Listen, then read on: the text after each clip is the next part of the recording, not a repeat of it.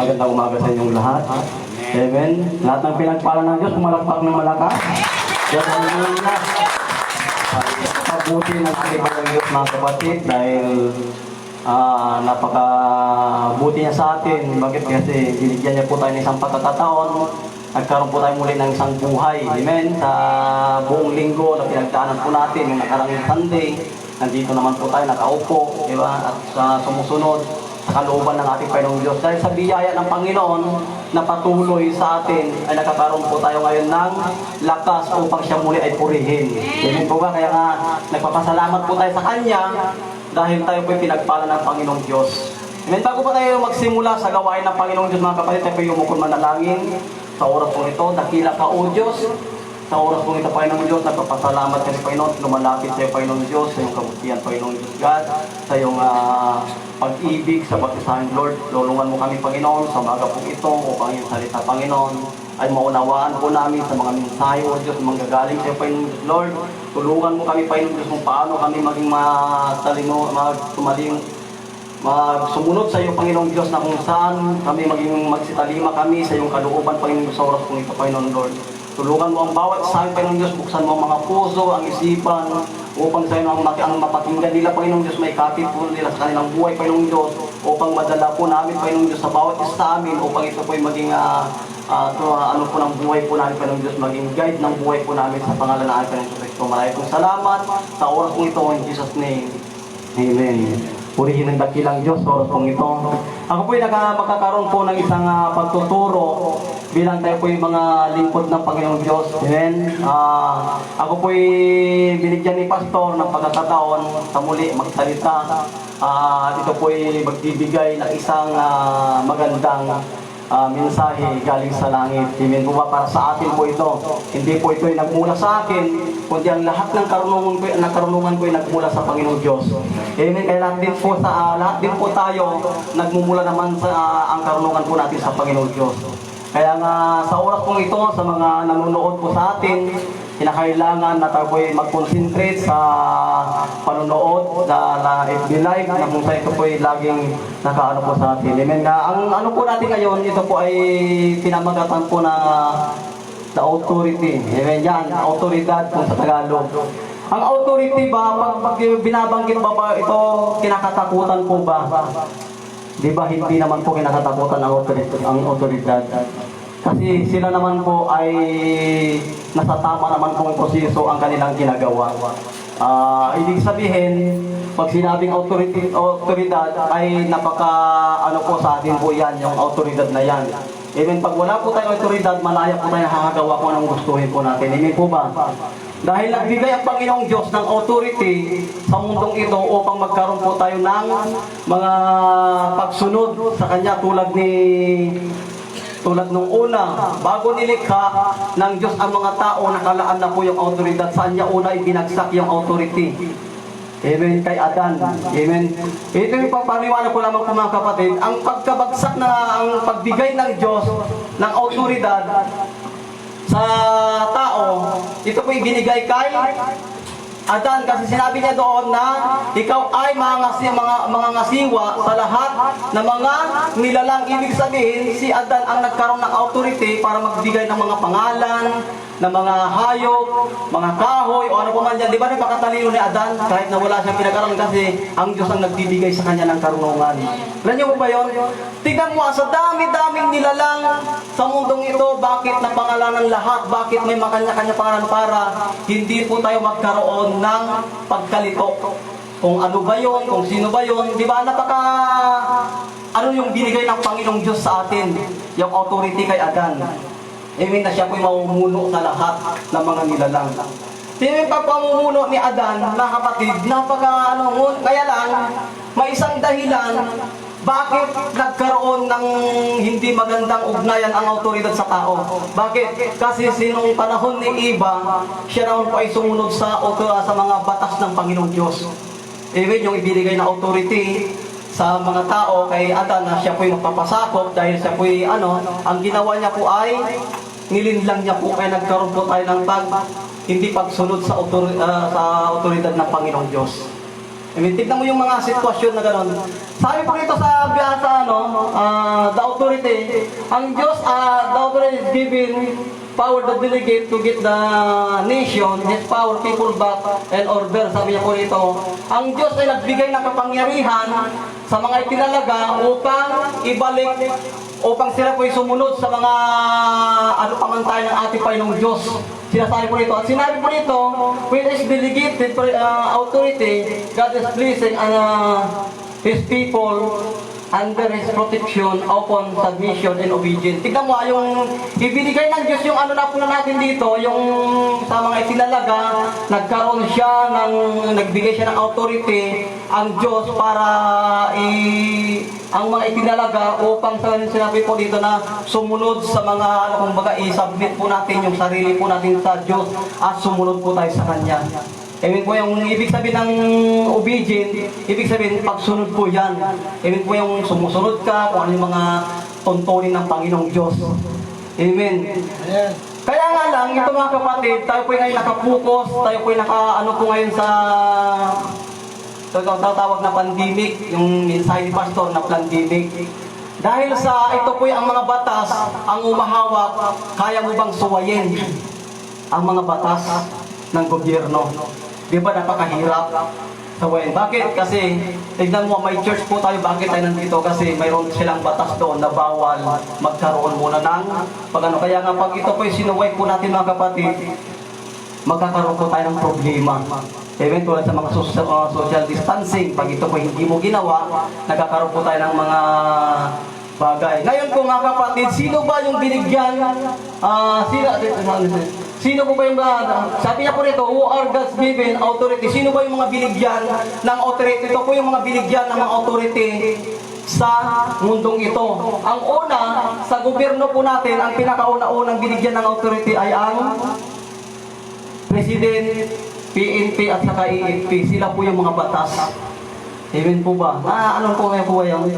Pag ito po sinuway mo, yung mga batas na ito na ipinapatupad ng gobyerno po natin, nagiging masunuwayin po tayo sa harapan ng gobyerno po natin.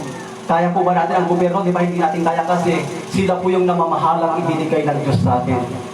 Ngayon po, sumunod naman po dito sa pamilya po natin, ang inilagay naman po dito sa pamilya ay parents at saka elder. Yan po yung mga itinalaga din sa po natin, sa pamilya po natin. Gaya din sa eskwelahan, di ba may mga kanya-kanya po silang mga mga antas. Sinasabi po rito, sa school naman, principal at saka teacher ang binigyan naman ng otoridad para sila po yung mamahala sa kanila nasasakupan. Gaya din sa mall, ang security. At gaya din sa church po natin, kasi nakasali po tayo sa church, ito po yung pastor and leaders din po natin. Sila po yung binigyan ng Diyos ng karapatan. Kapag ito po yung lahat mga kapatid, sinuway po natin at hindi po tayo sumunod.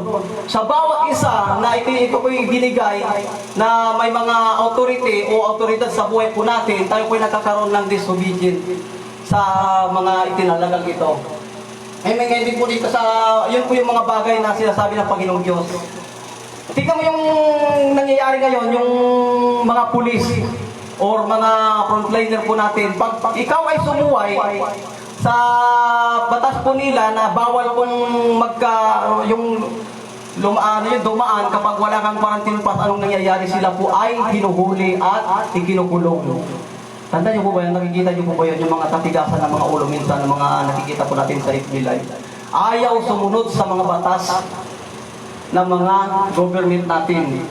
Kaya din sa mga magulang po natin, amen, pag ang nanay na ngaral sa anak, nagkakaroon ng, kumbaga yung sa rebelde sa isip, na porket matanda na siya, may kakayahan na siyang mabuhay, amen, may sarili na siyang pag-iisip, kung ano yung kinabubuti na sinasabi ng magulang, ay kanyang sinusuway, yun po ay hindi rin pagsunod sa batas na pinagkaloob sa pamilya.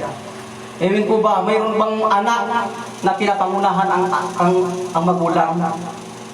Amen, papayag kaya yung mga magulang pag ganun ang mga sistema? Di ba hindi pwede mangyari yung mga kapatid? Kasi mas mataas yung magulang kaysa sa mga anak. Kaya sa principal, pag nagkamali pong estudyante, siya po'y nagkaroon ng mga pagkakamali, siya ba'y binibigyan ba ng kumbaga yung magandang karangalan para siya po'y magtapos o ano. Ang ginagawa ng teacher, pag ikaw nagkamali ay sinususpended ka sa eskwelahan. Hindi ka pinapapasok. Bakit? Kasi nasa kanila ang authority. Kaya nilang gawin kung anong gustuhin nila. Amen po ba? Kaya di sa mall, pag nakita ng isang guard na may dala-dala ka na bawal na ipasok sa mall nila, anong ginagawa niya? Diba pinapaiwan niya? Subukan mo, ipagpilitan na ipasok yung kinababawal ng guard, anong mangyayari sa'yo? Ipapahuli ka. Kasi siya ang may karapatan. Kaya din sa pastor, mga kapatid, ang pastor naman, ito po'y nagtuturo, nagbibigay ng maayos na mga batas sa iglesia. Siya po'y nagbibigay ng mga dapat nating sundin. Pag ito po'y sinuway mo, bakit di ka na lang magpastor? Amen. Bakit di ka na lang maging leader? Kung mas marunong ka pa sa pastor mo, tinuturuan ka ng mabuti yung pastor mo. Yun po yung mga bagay, mga kapatid, na pansinin po natin na nangyayari sa church po natin. Amen. Dahil sa mga autoridad na ito, na hindi natin kayang sundin, tayo po ay nagkakaroon ng maling desisyon sa buhay po natin. Bakit? Mas magaling ka pa sa teacher mo, mas magaling ka pa sa pastor mo. Amen. Bakit di ka na lang gumawa rin ng mga bagay na gano'n o kung mas magaling ka? Amen. Pakita mo kung gaano kahagaling. Yun lang naman po ang batas, pero ang batayan para sa buhay po natin.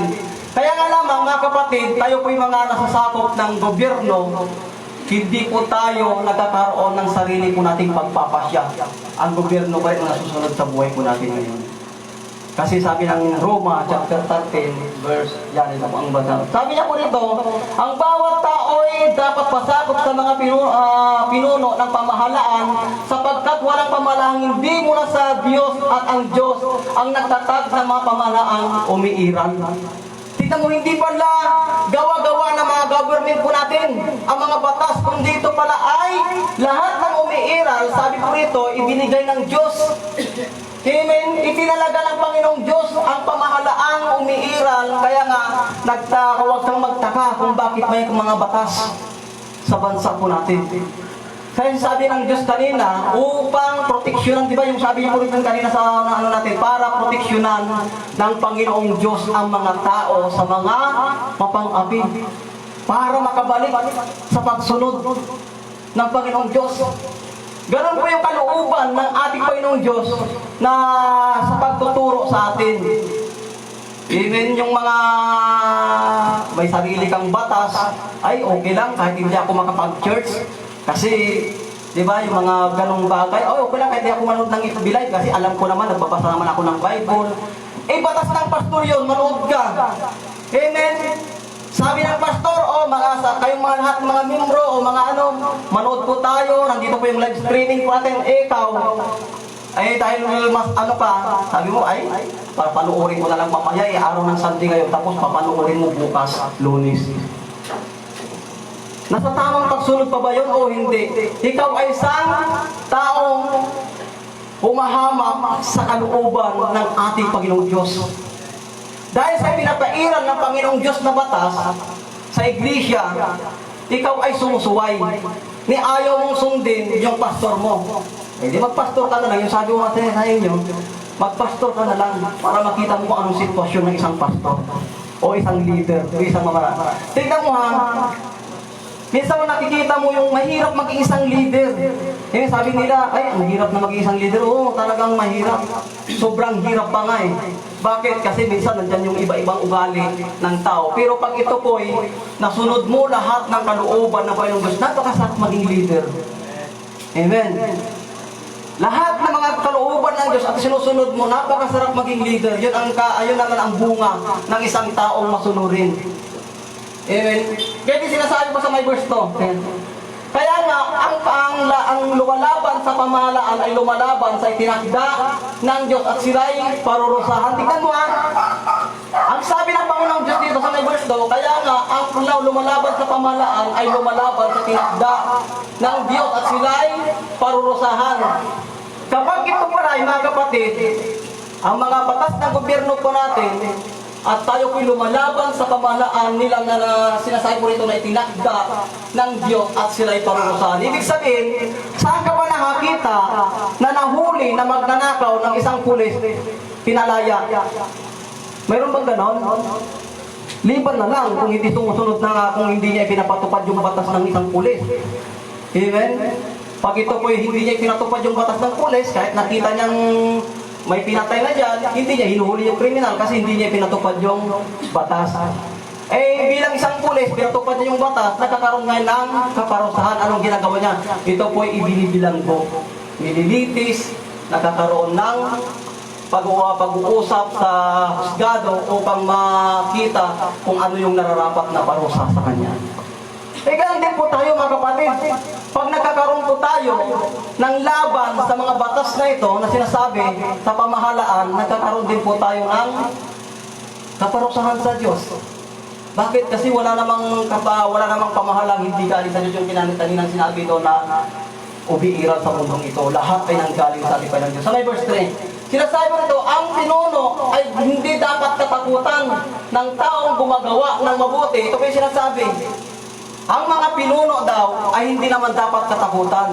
Ako nga, hindi ako natatakot sa mga pinuno na namiminuno sa akin eh. Bakit? Kasi wala naman akong kasalanan sa kanila.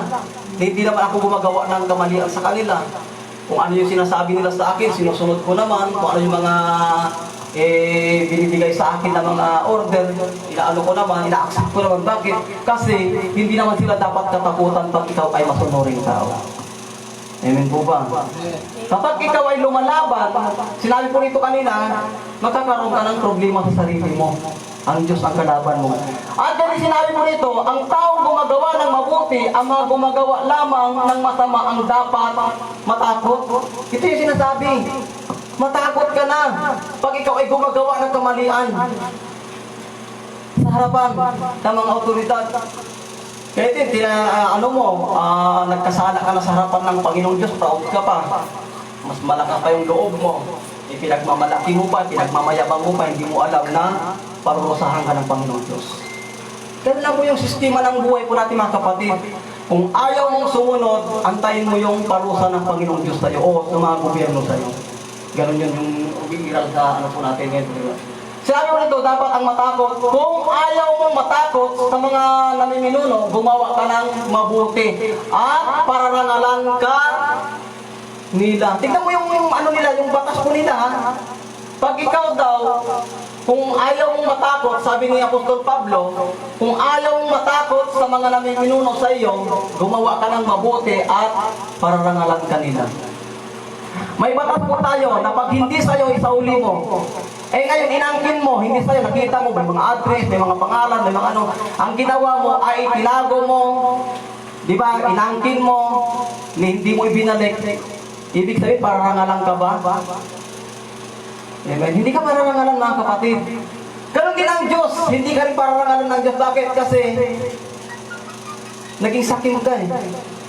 Ngunit sinabi po rito, tignan mo yung mga nababiral, mga taxi driver, tricycle driver, pedical driver, mga kung ano-ano mga driver dyan o mga nakakakulot na mga ano, isinasauli anong ginagawa sa kanila. Pinaparangalan po nila. Pinaparangalan po sila. Ganon po yung mangyayari po sa atin mga kapatid. Hanggat sumusunod ka sa batas ng Panginoon, sa batas ng gobyerno, mayroon kang isang karangalan sa kanila. Ang karangalan na yon ay ito po'y nagbibigay ng alos po sa buhay po natin. Amen? Hindi kailanman aalisin niya kasi karangalan mo yun eh.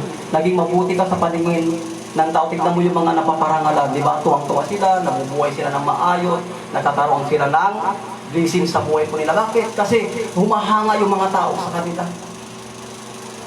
Na itinuturo, dapat ito ang tularan. Di ba? Mga ganun, mga sistema, yung mga umiiral na nangyayari na babalitaan po natin. Amen po ba? Kaya ganyan po kaano yung Panginoong Diyos po sa atin. Kung paano po tayo tinuturuan sa otoridad. Kaya nga lang, dahil sa hindi ka marunong sumunod sa mga batas na ito kasi sarado yung isip mo. Amen? Sarado yung puso mo. Sarado yung mga unawa mo. Bakit? Kasi hindi mo kayang sundin yan at ikaw ay hindi sumusunod sa kagustuhan na ano. Sabay, may ano sa ba? May verse 4. Sila'y mga lingkod ng Diyos para sa ikabubuti mo. Ngunit kung gumawa ka ng masama, dapat kang matakot dahil sila'y may kapangyarihan magparusa. Sila'y mga lingkod ng Diyos na nagpaparusa sa mga gumagawa ng masama. Ito na po yung sinasabi ko sa inyo. Sila po yung mga lingkod ng Panginoong Diyos. Amen. Yung mga leader, yung binigyan ng otoridad, binigyan ng mga batas o nagpapatupad ng mga batas. Sila po yung mga may karapatan na lingkod ng Panginoong Diyos. Amen. Dahil bilang lingkod ng mga Diyos, mga Panginoong Diyos, sabi niya po rito, nagkakaroon po tayo ng parusa kung ayaw po natin sumunod sa kanila. Kaya nga, hindi naman dapat kinakatakutan ang mga leader po natin. Amen. Ginagalang nga yan mga leader. Kung sila may po nagkamali, sila po'y nakagawa ng kamalian, yung gobyerno po natin, hayaan mo ang Diyos ang magparusa sa kanila. Kasi Diyos ang nagbigay sa kanila eh. Hindi mo ba? Wala kang karapatan na humusga sa kanila. Ay si ganito, ganyan, pinupos lahat ng tira sa church, di ba? Mga ganon. Hayaan mo ang Diyos ang magparusa sa kanila. Kasi sabi naman, hindi naman dapat katakutan yung mga namiminuno. Basta sumusunod ka lang sa kanya. Amen. Palapakan po natin ang Panginoong Diyos. Napakabuti ng Panginoong Diyos. Binigyan po tayo ng mga batas upang magkaroon po tayo ng kanya-kanyang, kumbaga yung antas sa buhay po natin para hindi tayo magkasala. Para hindi po tayo magkamali. Yun po ang kalooban ng Panginoong Diyos. Ngayon kung bilang sila po yung mga nagkakamali, nagkakasala, ay pwede naman po natin silang pagsabihan, turuan, di ba? Yung sabi nga, ako din, tumatanggap din ako ng mga, kung may nakita silang mali sa akin, hindi naman ako yung taong mapagpaimbabaw. Amen po ba?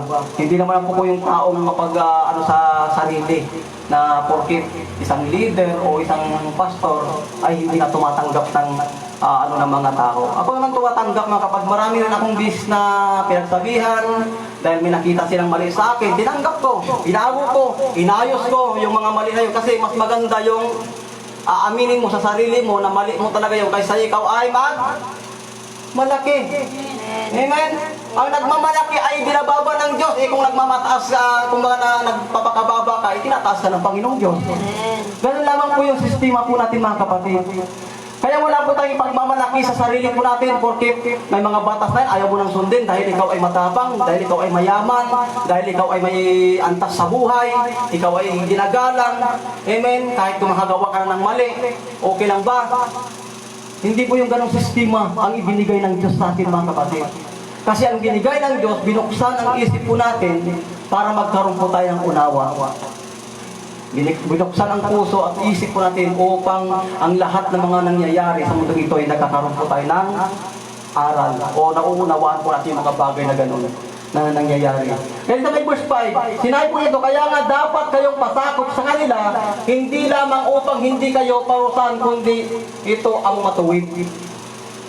Ito po yung nagiging matuwid sa buhay po natin ngayon, na kinakailangan na kayo ang dapat kayo pasakop sa kanila. Sabi po dito, kaya nga dapat kayong pasakop sa kanila, hindi lamang upang hindi maparusahan, kundi ito ang matuwid.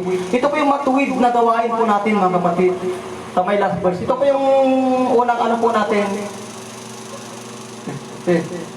Yung isang ayan. Ang bawat otoridad ay kabilang sa Diyos at dapat nating i-submit ang ating sarili.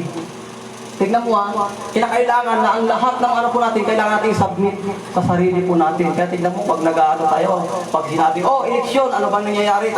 Tayo pumupunta. Kasi lahat naman, yun naman po kasi yung batas po natin. Sila may mga authority sa pumili na sinasabi po nila. Ganun po yung mga nangyayari. Tapos sila sabi, may meeting po tayo, may church po tayo. May mga po tayo, di ba sinasabi ng isang pastor, may general meeting po tayo. Anong nangyayari pag ang tao ayaw sumunod? Siya po ay siya po ay sumusuway sa leader niya. Tinalaga ng Diyos yan, leader mo Pag sinabi niya may meeting, meeting talaga. Amen? Sabi niya po nito, pag ayaw mong sumunod, ibig sabihin, lumalaban ka sa kalooban ng Diyos. Yan ang pong ibig sabihin mga kapatid, ang pagsunod ang napakahalaga sa harapan ng Diyos. Kaya nga nung dito nagkaroon ng po yung mga tao nang hindi sumunod si iba't pasyagan. Amen? Dahil sa umiral na batas ng Diyos sa Garden of Eden, sa dami-dami ng puno. Bakit Amen. Sinuway pa nila yung utos ng Panginoong Diyos. Sabi nila, kasi pag hindi sila nagkasala, sabi ng mga tao na ano ko yung mga filosofing mga tao, sabi niya, kasi pag hindi sila nagkasala, hindi tayo dadami. Eh sabi nga ng Panginoong Diyos, di ba, yung sa may pagkalikha niya sa may verse, magpakarami kayo. Ibig sabihin, kahit hindi sila nagkasala, dadami kasi yan ang pangako ng Panginoong Diyos eh. Hindi lang nila naunawaan yung sinabi ng Diyos na magpakarami kayo. Ibig sabihin, sa mga supili niyo, mga supling, kalatan ninyo, bago pa naman nagkasala si Eva sa Kasidan, sinabi na ng Diyos na magpakarami. Hindi po ba? Tignan mo yung mga sistema na ano, hindi naman po yung iba. Kaya lang, dahil sa natukso sa Satanas, nagkaroon siya ng ideya para nulangin ang tao. Yun lang po isang basyan doon. Para ngayon, namumuhay po tayo sa mundong makasalanan. Kasi dito po tayo nilagay ng Panginoong Diyos eh. Dito po tayo kinuha ni Satanas. Nang isip po natin, yung inosinting kaisipan po natin ay dinumihan niya. Tignan mo yung sistema. Kaya nga sabi ko, nung pinaliwanag ko, hindi naman sa ganung sistema, sabi ko na hindi tayo dadami pag hindi sila nagkasala. Dadami pa rin kasi ang pangako ng Panginoong Diyos. Nung binasa ko sa kanya, naunawaan niya, pinaliwanag ko, ganito, ganyan. Bago pa nagkasala si Ibat sa Kasidan, pinangako na ng Diyos na magpapakarami yung mga tao. Kaya nga lang, tuso kasi sa taas, sabi ko, dahil nagkaroon tayo ng ano ngayon, yung sarili po natin, kung nasa Diyos pa ba tayong panig o nasa Diablo pa tayong panig. Yun ang inunok ko, di ba? Mga ganong sistema. Kasi pag wala kang sagot sa mga tanong, mga kapatid, hindi mo, kumbaga wala kang may ano sa kanila. Magkakaroon yung isip po nila, ganun pa rin yung mangyayari. Yung kumbaga, iniisip nila na ganito, ganyan, ganyan, di ba? Pero pag ikaw ay binigyan ng Diyos ng karunungan, ng kaalaman, masasagot mo ang lahat ng mga tanong. Lahat naman ng tanong may sagot eh. Kaya lang, may mga tanong na mahirap minsan, pero kaya namang pinapaliwanag naman ng Panginoong Diyos. Pag walang sagot, ibinibigyan po natin ng ano. Kaya ngayon ang sinasabi po rito na ang bawat autoridad na kabilang sa Diyos ay dapat nating isubmit ang ating sarili. Ibig sabihin, ibigay po natin kumbaga ano po natin yung sarili po natin sa kanila. Kaya din po dito sa may sunod na mga kapatid, sabi niya po dito sa Roma chapter 1, yung sinabi ko kanina sa inyo, ang pagpapaliwanag po ito, kinakailangan na ang pamalang umiiral, kinakailangan po tayo magpasabog. Amen. Lahat, walang nakakatalo. Amen. Nung last na nakita mo yung mga mga masasamang tao, yung kung naalala nyo, ito po yung maalala ko lamang po yung interview nung napalaya, yung may anting-anting. Totoo po yun, saksi ng mga sundalo, mga pulit. Kasi nung time na ito, mga kapatid, nangyayari ito. Nung panahon na si Commander Bukay doon sa, nung in-interview siya nung mga newscaster na panood ko yun sa TV. Nung in-interview siya po ay hindi tinatablan ng bala. No, siya ang pumatay kay Father Pabali doon sa North Cotabato sa Blang. Sa may sa may Blang nga. Ngayon, ang nangyari mga kapatid, siya po hindi na natatablan ng bala dahil siya nagkasala. Pinatay yung isang pare, ang ginawa siya kanya ay hinuli ng pulis na 10 pulis, pinunta ng pulis. Kaya nung pinapasuko siya, hindi siya tinatablan yung bala nahuhulog lang sa katawan niya. Kasi yun ang paliwanag ng isang pulis din, nanghuli sa kanya nung in-interview silang pareho. Pero nakalaya rin, ewan ko buhay pa ngayon. Kaya ang nangyari mga kapatid, dahil sa kinalaban niya yung gobyerno, dahil sa hindi na kaya ng gobyerno yung 10 gobyerno, hindi niya na kaya yung 10 pulis na nanghuli sa kanya, ang ginawa ay nagdagdag ng pwersa. Dinalhan siya ng tangke, dinalhan siya ng mga kung ano mga high-powered na baril. Alam niyo mga kapatid, sabi yung kwento niya sa isang newscaster, ito po yung pagpapatotoo lamang po, ito po yung sa interview. Sabi niya, nung in-interview siya, bakit kasumuko hindi ka naman tinatablan ng bala dahil sa anting-anting mo, sabi nila. Kaya ang paliwanag niya, sabi niya, hindi ako mamatay sa bala, pero mamatay ako sa imulit dahil sa bala ng 50. Yung tangke. Kasi bawat hampas daw ng tama daw ng bala sa kanya, tumatakot, may tirapon daw siya ng 5 metro. Sabi niya, nung hindi na kaya ng katawan ko, sabi niya, sumuko na ako, nasa bilanggo ako. Kasi mahirap kalabanin ang gobyerno. Amen. Kahit gaano ka pa katibay, kahit gaano ka. Yun ang paliwanag niya, kaya sabi niya, doon ko nalaman na kahit gaano ka pala, ka-power, sabi niya sa sarili mo, kahit may, sabi ni Commander Bukay, kahit may tinataglay kang kapangyarihan, hindi ka pala uubra sa gobyerno. Amen. Nagpapatunay na galing sa Diyos yun Amen. Kasi sabi niya, pangalawang Diyos ang gobyerno. Hindi mo kaya. Nilikha ng Diyos ang gobyerno para sa mga tao. Nagkasala ka, may anting-anting ka, hindi ka nilang kayang pasukuin. Ano mangyayari? Walang silbi yung pagkagobyerno nila na itinalaga ng Diyos. Kaya nga, gumawa ang Diyos ng paraan para ang lahat ng mga tao na may kapangyarihan o mas mataas sa hindi nila kayang buwagin, hindi nila kayang sabukain ang gobyerno po natin. Amen po ba? Di ba napakaganda yung plano ng Panginoon Diyos sa atin? Magkaroon lang po tayo ng pagsunod. Amen. Magkaroon lang po tayo ng pagpapasakot. Walang mangyayari sa atin. Amen. Palakpakan po natin ang Panginoon Diyos. Napakabuti niya. Bakit? Kasi pag walang autoridad, walang disiplina ang tao. Totoo yan. Tignan mo sa isang batas na sa walang batas. Amen. Dahil ikaw, walang batas na kumbaga kinalakihan o walang ibinigay na batas sa lugar mo, nagagawa mo ang lahat, malaya ka, gumawa ka ng masama, walang magbabawal sa'yo kasi walang batas eh. Amen. Pumatay ka, napatay mo siya, walang batas ng pagkabilanggo, malaya ka. Ganun po yun, dahil matalino ang Panginoong Diyos mo na hindi makayang arukin ang karunungan ng Panginoong Diyos, nagbigay siya ng limitasyon sa mga tao. Kaya nandito po, mga kapatid, lahat na umiiral sa mundong ito, galing sa Diyos. Hindi po ba? Diba ang ganda ng pagka-plano ng Panginoon Diyos sa atin na hindi po tayo magkaroon ng, kumbaga, yung magkaroon ng lap or pag-over sa po natin. Kaya nagtalaga siya ng mga batas sa atin. Amen. Para huwag po tayong maging masuway sa kanila. Ngayon po sinabi po rito sa may sabi lang sa may pangalawa, ang masunurin sa otoridad ay gagantimpalaan ang mga ang lumalabag at laban dito ay parusahan. Yung pang sinasabi ko sa inyo na huwag tayong matakot. Sabi niya po ito, huwag kang matakot kung ikaw ay isang tao na mamalagi sa pamayanan. Ibig sabihin, isang tao na mamalagi ka sa pamayanan, huwag kang matakot. Bakit? Kasi ang Diyos naman talaga napakabuti sa atin.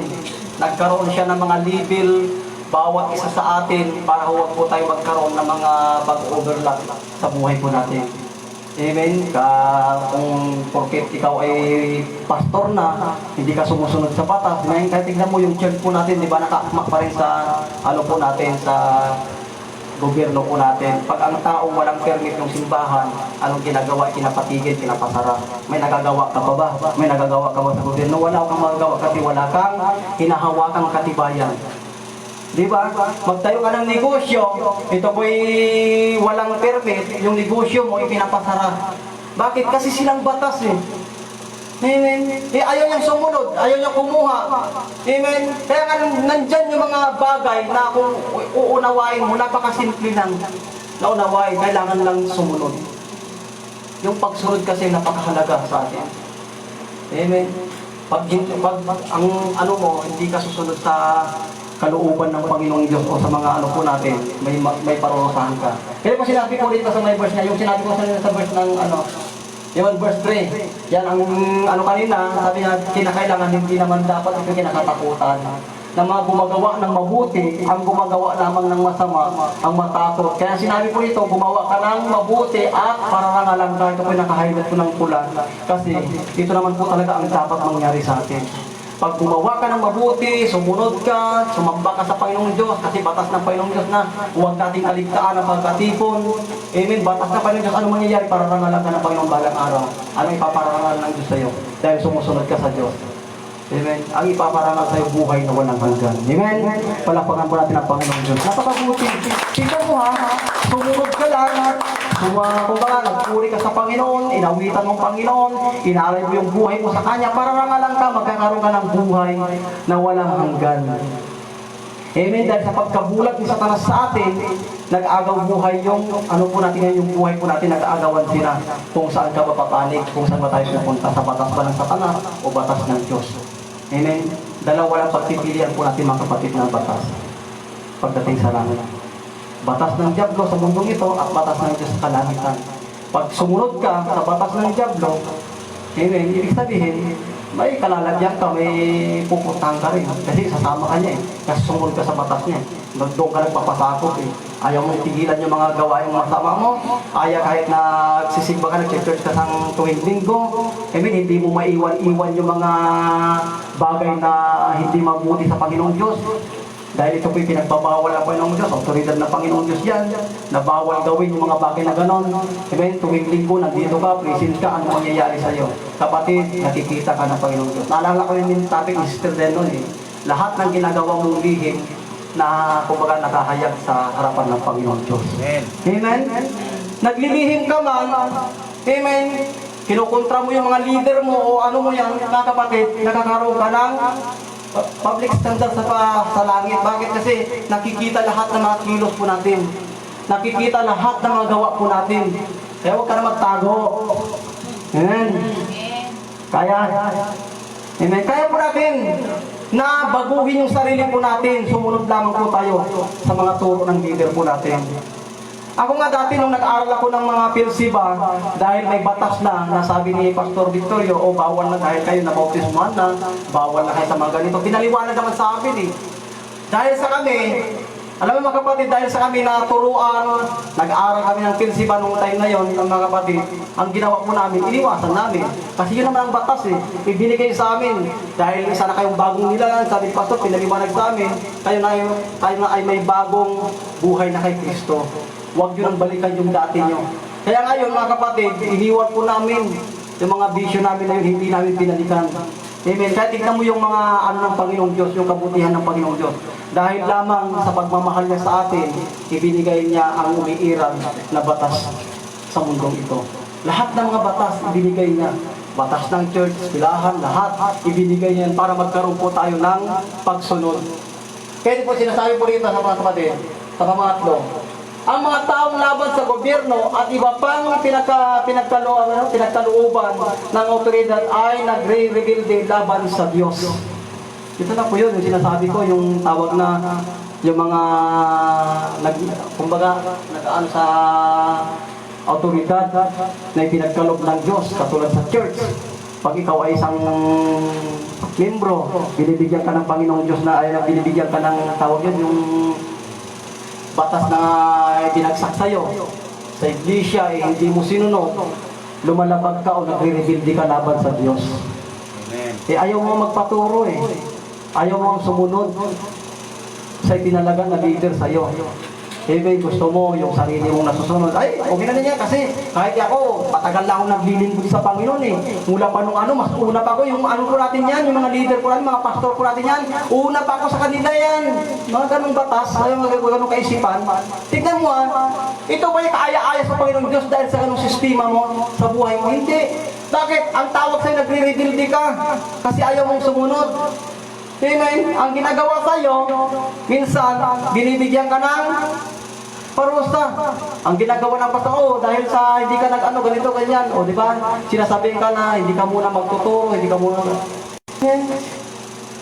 naalala ko nung nandun ako kay Pastor Jonathan, kay Pastor Jonathan, naalala ko, pag hindi ka kay Pastor Jonathan ang batas niya, pag hindi ka nakapag-practice, hindi ka tutugtog. Pag nalit ka, hindi ka tutugtog. Batas niya yun eh.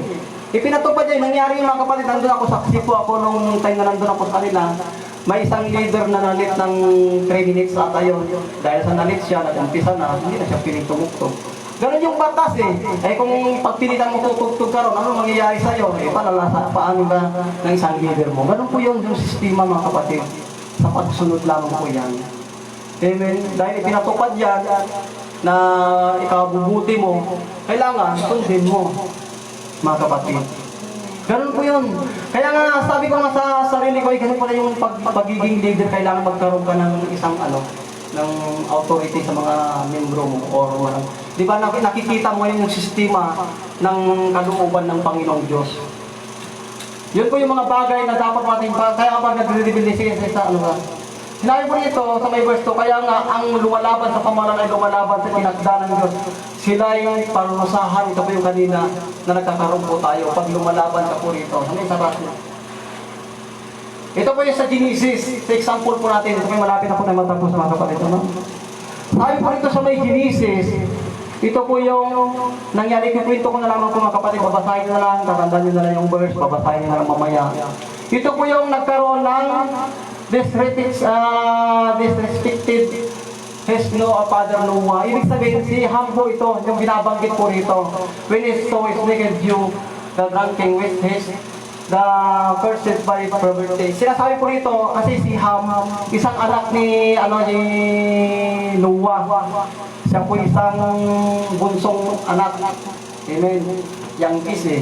Pag sinabi niya bunso siya, dahil sa si Abraham ay si Noah kasi na lasing, nawala siya ng malay, dahil sa kawalan ng malay ni dahil sa pagkalasing niya, siya po yung nagbubad, wala siyang damit, tinanggal niya yung balaban niya kasi balaban ang tawag ng time na yun eh. Wala na siyang damit. Ang ginawa ni hindi niya nirespeto ang kanyang tatay. Amen po ba? Mapapansin mo po yan sa Genesis chapter 9 verse 27. Hindi niya nirespeto ang kanyang tatay dahil sa kanyang kalasingan, kundi siya po ay pinagtawanan, ibinown. Kumbaga hindi niya inano yung papa niya. Dahil si Sem at saka si Japhet, mas panganay sa kanya, ang Diyos ay nagbigay ng, sabi ko rito, kumbaga si Japhet at saka si Sem, kinalinga nila yung kanilang tatay. Alam niyo mga kapatid, ang ginawa ng dalawa, hindi nila tinignan yung tatay nilang umutuban. Ang ginawa po nila, paatras po silang lumapit sa papa ko nila. Kung babasahin po ron, siya po ay paatras na lumapit, dala-dala yung isang tabing na itinabing sa papa nila at binuhat, inalagaan. Ganun po yung sistema. Dahil sa ginawa ng dalawa na yun, dahil sa wala siyang pag-respeto sa otoridad ng kanyang ama, dahil siya po ay tatay niya, ang ginawa siya po ay naging isinumpa siya, naging ibig sabihin, naging mahirap siya.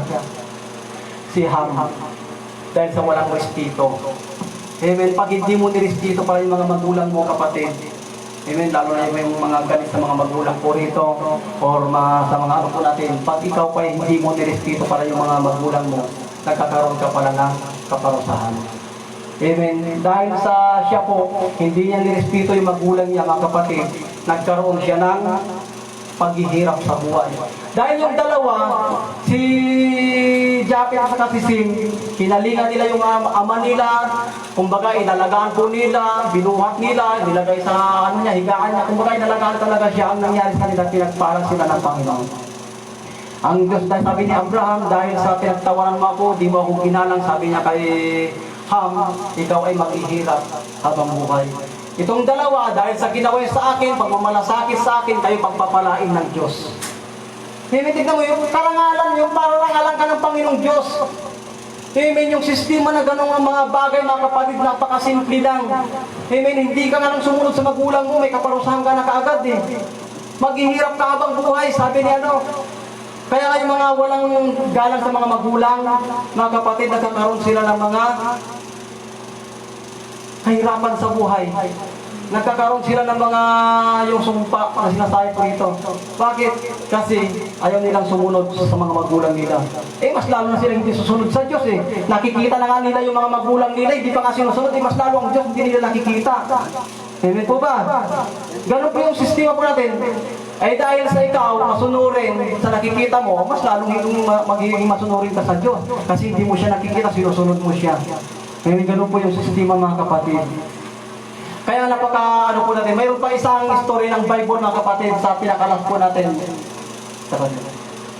Ito po si Tananver, sa Bilang chapter 1 verse 16. Miriam and Aaron nagmurmur and rebuilt again the man of God. Moses is with Miriam was cursed by stain, this is leprosy. Kikwento ko sa inyo, mga kapatid, ang nangyari sa kanya, dahil si Aaron at si Miriam, nagmurmur sila, yung murmurin sila, dilikramo yung sila sa sarili po nila, di ba? Bakit siya lang bang magiging propeta? Pwede naman tayo maging propeta, sabi ni Miriam, at saka ni Aaron. Kumbaga, tinitira ng talikuran siya ang leader po nila. Narinig din ng Diyos. Yung pag-uusap ni Miriam at saka sabi niya, sabi ng Diyos kay Moises. Moises, sabi niya, ipatawag mo yung dalawa, si Aaron at saka si Miriam, mag-uusap po tayo. Ang ginawa ng Diyos, nag-usap sila, nagiging anyong ulap siya, si Yahweh. Nagpakita sa kanila. Ang nangyari, mga kapatid, dahil sa may authority si Moises na hindi nila sinunod, nagalit ang Diyos. Ang ginawa ng Diyos, sabi niya, bakit hindi niyo iginalang si Moises? Sabi niya na aking lingkod. Sabi ng Diyos kay Yahweh, ako'y nagpapakita sa mga propeta sa panaginip o sa harapan. Sabi ng Panginoong Diyos, nagpapaliwanag po ako sa kanila dahil si Moises, tinitira niyang talikuran, nagkaroon si Miriam ng sumpa. Nagkaroon siya ng sakit. Sabi niya, nagsisi si Miriam nung time na yan eh. Mga kapatid, sabi niya, pagalingin siya, sinabi niya kay Moises. Ang sabi ng Diyos, sabi ni Moises sa Diyos, sabi niya, Panginoong Yahweh, sabi niya, patawarin mo si Miriam, pagalingin mo siya. Anong ang sagot ng Panginoong Diyos? Hayaan mo siyang 7 araw siya maghirap. Amen? Ganun palang Diyos pag nagparusa mga kapatid sa mga hindi sumusunod sa leader po nila. Amen. Pag may leader ka kasi, kapatid, tayo mga leader, pag may leader ka, kailangan mong sundin. Amen. Huwag mong tirahin ng patalikuran. Ay, si pastor, ganyan. Bakit siya lang ba magaling? Bakit siya lang may ano? Eh, kaya ko naman ah. Ay di, alin ko yung mga ibang kapatiran, ihiwalay ko sila, diba, mga ganong sistema. Hindi mo alam mga kapatid, mayroon palang sumpa na darating sa bawat ginagawa po natin. Yan mga bagay na ipinapaiwas ng Panginoong Diyos, yung titirahin mo yung leader mo. Kasi leader mo yan eh. Ibinigay ng Diyos yan para maging koreksyon ng buhay mo. Amen? Para magturo sa iyo. Ibinigay ng Diyos yung leader mo para sundin mo, hindi yung kalabanin mo. Amen? Maraming leader kinakalaban ng mga membro. Kaya maraming pastor umaalis. Amen? Kasi hindi nila nakakaya yung mga gawa ng mga disciple nila. Kasi tinitira sila. Ganun po yung sistema ng buhay po natin. Kaya tignan mo maraming iyaking pastor. Totoo po yan. Naranasan ko yung pastor yan. So, diba? Dahil sa katigasan ng mga ulo ng pastor, si pastor umiiyak yan eh. Lumuluhod sa Panginoon eh. Amen. Pinapayak sa Davao. May mga naging membro siya. Umiyak talaga siya. Halos, sabi ko, pag nagsasama kay Pastor Almer, ba't umiyak? Sabi ko, mga ano lang yan eh, mga chismis lang yan. Sabi, hindi rin masakit sa dibdib ko, sabi niya. Diba? Kaya nga, ano ko, nakikita ko yan eh. Maraming ganyan, ay kung walang tibay yan, eh dati pa yan, wala na yan. Kaya nga sabi ko, totoo yan mga kapatid, tested ko yan sa Davao kay Pastor Almer. Nung time na sabi ni Pastor, yung pastor niya, yung leader niya, sinusunod niya lahat ng mga advice ng pastor niya kasi magbaback out na ito, uwi na sa, sa Sultan Kudarat eh. Eh sabi ng isang leader niya na pastor, di ko na nababanggit pa, sabi niya, Brad, ano lang yan, pagsuko ng Panginoon sa iyo yan. Di ba, ipinapakita na lang Diyos kung paano makasunod sa Kanya, kung paano pangasiwan yung leader mo, pagiging leader mo. Hayaan mo, pagdasal mo sila, nagtaka ako, nagluluto ako ng itlog, sa may church, sa may kasi kakain ako ng almusal kaya nagsisimba na kami. Pag magluluto ako ng itlog. Biglang may subigaw sa siya, tapos biglang umiyak. Sabi niya, di ko na kaya. Umiyak, sobrang kasi yun pala, yung leader nila, tinitira siya, hindi na siya makahinga mga kapatid. Yung nagbumungod sa kanya, yung naglilikramo sa yung tinitira siya patalikod pa sa hindi na siya makahinga habang siya po ay nasaba siya. Kaya tignan mo yung kaparusahan sa kanila, yung nagsisi, pinagdasal namin. Kaya doon nagkaroon ng kaliwanagan nung time na lahat ng mga bagay may kaparusahan, kaya huwag mong tirahin yung leader mo. Amen, hindi mo alam kung ano mangyayari sa iyo.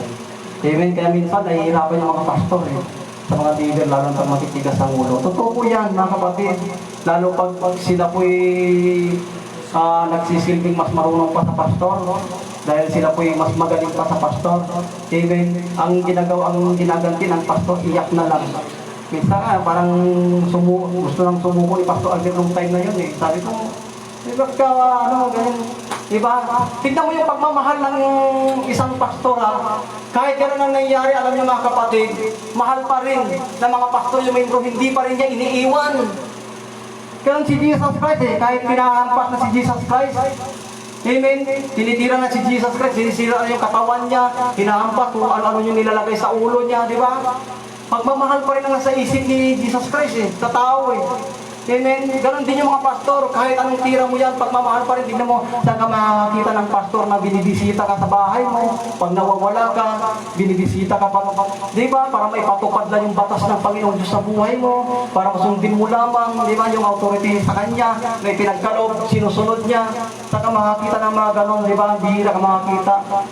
Amen. Nung bumisita nga yung mga kaibigan ni Lot, imbis na palakasin si Lot, ang ginawa po nila, di ba? Mas lalo pang idinaw si Lot Eh yung mga pastor, pag may problema ka, ini-encourage ka yan, tinataas ka yan, pinapasunod ka ng mga, kung ano yung mga batas na binibigay niya sa'yo, yung mga ano ng Panginoong Diyos, di ba? Ganun po yung pastor. Hindi po siya nag-a-advise siya na ikababagsak mo, nag-a-advise siya sa ikalalakas mo. Amen. Panampakan po natin ang Panginoon Diyos sa Diyos. Napakabuti ng Diyos kaya maging magalang po tayo sa mga leader po natin. Amen. Sumunod po tayo sa pamahalaan po na umiiral sa mundong ito. Sa gobyerno man, sa church man, sa school, o sa ano pang ano dyan, di ba? Sumunod po tayo. Kaya naalala ko nga, pumunta kami sa mall eh. Nung wala kaming quarantine pass, hindi kami pinapasok. Kaya wala naman yung pagpilitan namin yung sarili ko, batas nila yun eh. Ang ginawa namin, nagpicture-picture kami sa labas. Yun lang ano po namin eh. Kasi bawal mo naman silang sumayin. Subukan mong sumuhay doon. Tignan mo may kalalagyan ka. Eh may ganun lang po yung mga sistema. Sumunod ka lamang, walang mangyayari sa iyo.